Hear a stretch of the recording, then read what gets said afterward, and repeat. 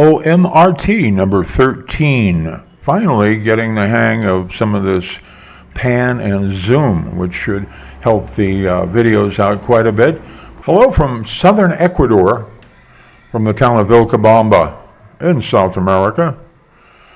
This is OMRT number 13. A lucky number, I'm sure. We're going to talk about the number 13 at some point, I expect. But I am relieved to get the Ken Burns effect. I was surprised. I told the AI, you know the thing Ken Burns did, and the AI said, yeah, that's called the Ken Burns effect, pan and zoom. What he did was still photos from the Civil War, and there were some great photos taken. Matthew Brady and others documented the war in early wet photography. But very good, huge glass plates, so a lot of detail, which is real important when you're going to zoom in and pan around. But he made it work really good.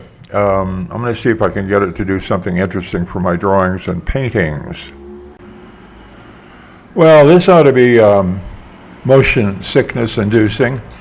I tell you, this is the first time I have done this panning and zooming together and recording them with capCut.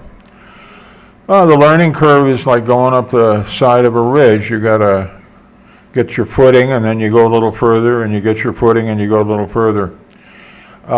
So I'm not moving around with any plan here, but you can see there are certain points of interest that I would dwell on.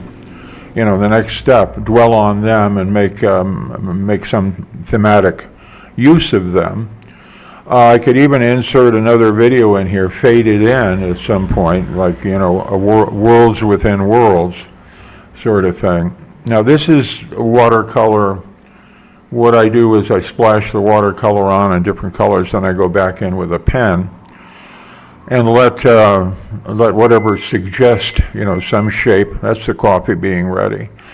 The shape of the splotch of color suggests some kind of a form, a face or something, often a face or a body or an object of some kind. So I'm sure we can riff off of that. The way I approach art is not with a plan. It's sort of like going into the woods and trying to discover what's there and then trying to find your way out, but not worry too much about getting lost in the woods, because I really enjoy graphics and the electronics, and I tolerate the software. This is capCut, and I have to give more credit to capCut because it hasn't been that difficult. I mean, I'm still walking.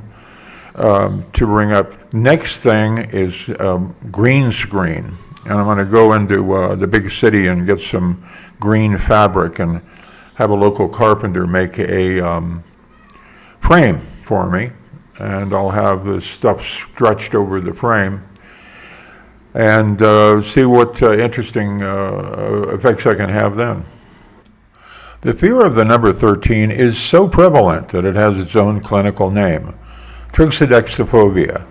While it may seem like a harmless quirk of modern life, this superstition is a deep-rooted cultural phenomena that spans centuries, merging theology, mythology, and mathematics into a singular, persistent anxiety.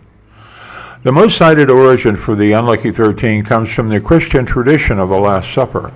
There were 13 seated at the table, Jesus and his 12 disciples. The 13th guest was Judas Iscariot, the disciple who eventually betrayed Jesus, leading to his crucifixion on Good Friday. This established a long-standing rule in Western etiquette that seating 13 people at a table was an invitation to disaster, a belief that persisted so strongly that some hostesses in the 19th century would hire a 14th guest to sit in if someone canceled. Centuries before the Last Supper, Norse mythology told a strikingly similar story. According to the legend, 12 gods were having a peaceful dinner party in Valhalla when the trickster god Loki arrived uninvited, making him the 13th guest. Chaos ensued, and Loki engineered the death of Baldr the Beautiful, the god of joy and light. This event plunged the world into darkness and mourning. further cementing the idea that a 13th wheel brings nothing but tragedy. From a purely structural standpoint, 13 suffers because it follows the number 12. In ancient civilizations, 12 was considered the number of perfection and completion.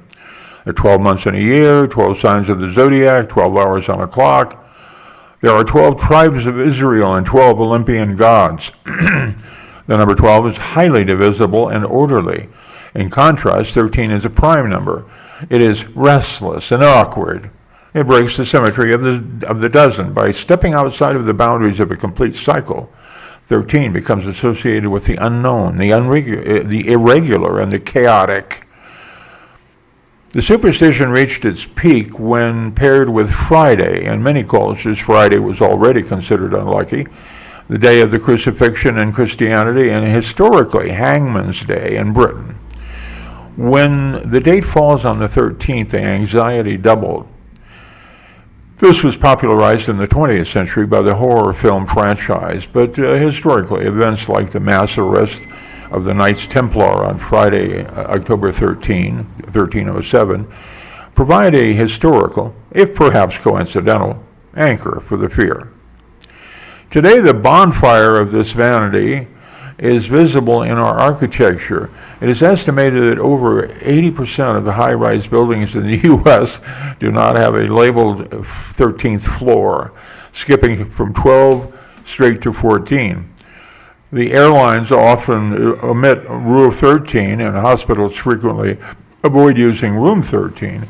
Even in the age of science and data, the unlucky 13 remains a powerful example of how ancient stories and mathematical patterns can shape the world we build today.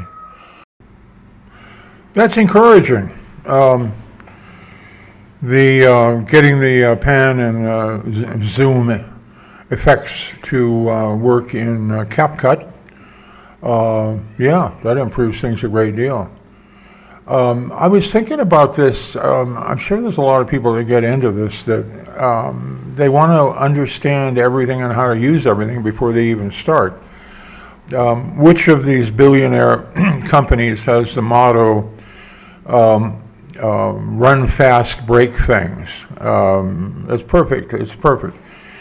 You have to be able to repair everything, so it's not something you shouldn't be able to do. In fact, you should practice doing that anytime, because things break and you need to fix them. Otherwise, you're at a dead end. Moving fast, yeah, you're going to make mistakes, but you're going to learn a lot faster, and you're going to get to the objective faster. And all the while, in other words, I don't know what I'm going to end up with. This is all experimental. Hopefully some kind of storytelling, something to satisfy a need that I have, and I think most people do, to tell a story, their story, any story. Just had breakfast, avocado, and some coffee. Those are two things that southern Ecuador has in abundance. Fantastic coffee and avocados everywhere. Well, that ought to do it for this one. I don't know if I can stretch it much more. Somebody asked me how I was managing to do one a day. Well, it's because I enjoy playing around with the software, and it's I really enjoy learning it and seeing what the capabilities are going to be. But I appreciate your coming along and patience and pushing the right buttons. I got to learn about that, but whatever buttons. You've been on YouTube a while, you know. Although things seem to be changing, I'm not going to monetize this until the numbers are big. I don't want the complexity. And I don't have a working telephone down here right now, so I can't do the two-factor authentication. And they need to have that.